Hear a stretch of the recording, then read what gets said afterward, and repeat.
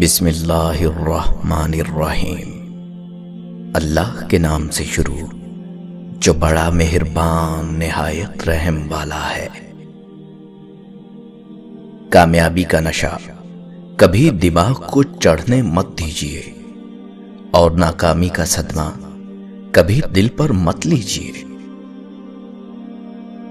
کسی نے پوچھا، بابا جی حسد کیا ہے؟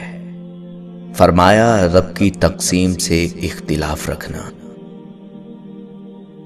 اگر آپ کا پڑوسی دیوبندی، بریلوی، اہل حدیث، شیعہ یا کچھ اور ہے تو اس کا حساب وہ خود دے گا، لیکن اگر وہ بھوکا مر گیا تو اس کا حساب آپ کو دینا ہوگا۔ کم بولنے والے اور دوسروں کی خوب سننے والوں کا ہر وقت ہر جگہ استقبال ہوتا ہے۔ لالچ ایسی پیاس ہے جسے سمندر کا پانی بھی نہیں بجھا سکتا۔ کسی سے نیکی کرو تو یہ سمجھ کر کرو کہ یہ نیکی تم اپنی ذات سے کر رہے ہو۔ تمہارے پاس اگر تمہاری پسندیدہ چیزیں نہیں تو موجود چیزوں کو ہی پسند کر لو۔ بات جب گھر سے نکل جائے تو پھیلتے ہوئے دیر نہیں لگتی۔ جھگڑا مول لینے سے غم کھانا زیادہ بہتر ہے۔ بھوک کی آگ تمام جذبوں کو جلا کر راکھ کر دیتی ہے۔ خرچ کرنے سے اگر ہاتھ نہ روکا جائے یا ذریعہ آمدن نہ ہو تو خرچ کرنے سے قارون کا خزانہ بھی ختم ہو جاتا ہے۔ آمدن کے مطابق روپیہ خرچ کرو، ایسا کرنے سے کبھی محتاج نہ ہوگے۔ جو تو نہیں جانتا وہ کسی سے پوچھ لے، کیونکہ یہ تیرے لیے بہت بہتر ہے، ورنہ ذلیل و خوار ہوگا۔ لوگ مال سے محبت کرتے ہیں، جس کسی کے پاس ہوگا سب عزت کریں گے، جب اس کے ہاتھ سے چلا جائے گا تو کوئی اس کا سلام بھی قبول نہیں کرے گا۔ چالاک اور ہوشیار شخص کو وہیں سے نقصان پہنچتا ہے جہاں سے وہ بے فکر ہوتا ہے۔ اگر دوسروں کو کسی کام سے روکنا چاہتا ہے تو اس کی ابتدا اپنے آپ سے کر۔ دنیا میں سب سے مشکل کام اپنی اصلاح کرنا اور آسان کام دوسروں پر تنقید کرنا ہے۔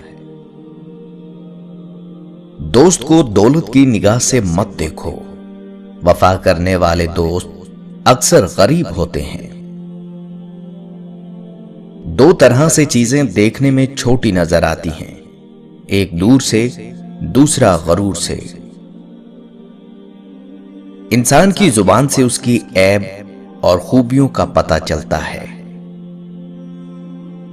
بعض لوگوں کے مر جانے سے بہت سے لوگ مر جاتے ہیں، اور بعض لوگوں کے مر جانے سے بہت سے لوگ جینے لگتے ہیں۔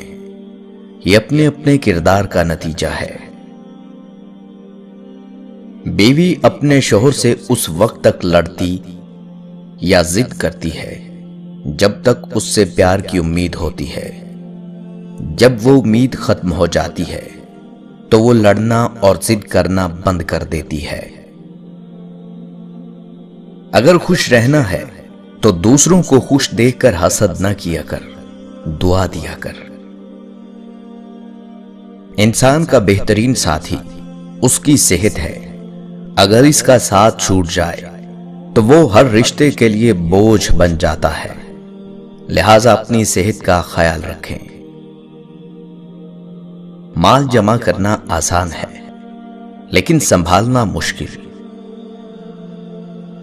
خوش رہنے کے اصول: کبھی نفرت نہ کرو، سادہ زندگی گزارو، پریشان نہ ہو، کم توقعات رکھو، اچھا دوست رکھو، ہمیشہ مسکراتے رہو۔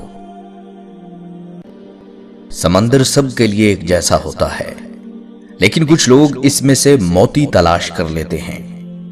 کچھ مچھلیاں پکڑ لیتے ہیں اور کچھ کو سمندر سے کھارے پانی کے سوا کچھ بھی نہیں ملتا۔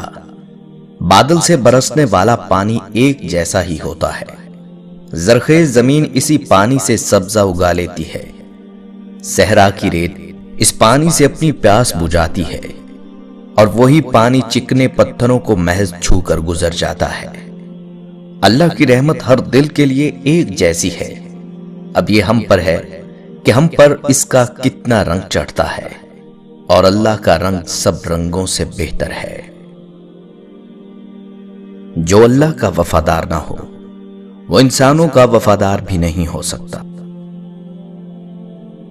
کبھی بھی رشتے کو نبھانے کے لیے قسموں اور وعدوں کی ضرورت نہیں ہوتی، بس اسے نبھانے والے کے لیے دو خوبصورت لوگ چاہیے، ایک بھروسہ کر سکے اور دوسرا اسے سمجھ سکے۔ کسی فیصلے کے وقت بات اگر قرآن تک پہنچ جائے تو فیصلہ قرآن کے اوپر ہاتھ رکھ کر نہیں بلکہ قرآن کے اندر سے پڑھ کر کرنا چاہیے۔ اگر ہم زبان کی پھیلائی ہوئی مصیبتوں کا جائزہ لیں تو معلوم ہوگا کہ خاموشی میں کتنی راحت ہے۔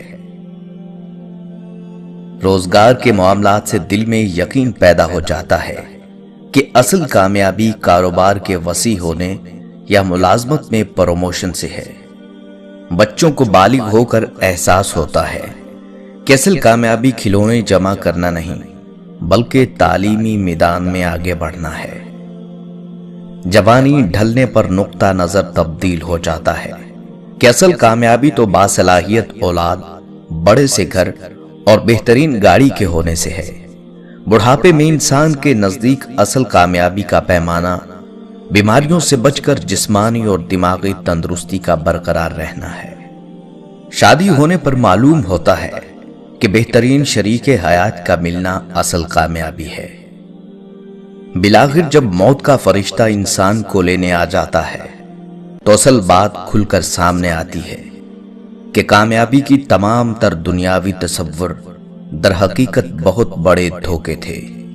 اصل کامیابی کا تصور تو اللہ کی نازل کردہ کتاب میں درج ہے، جس کے مطالعے کا وقت کبھی مل ہی نہ سکا۔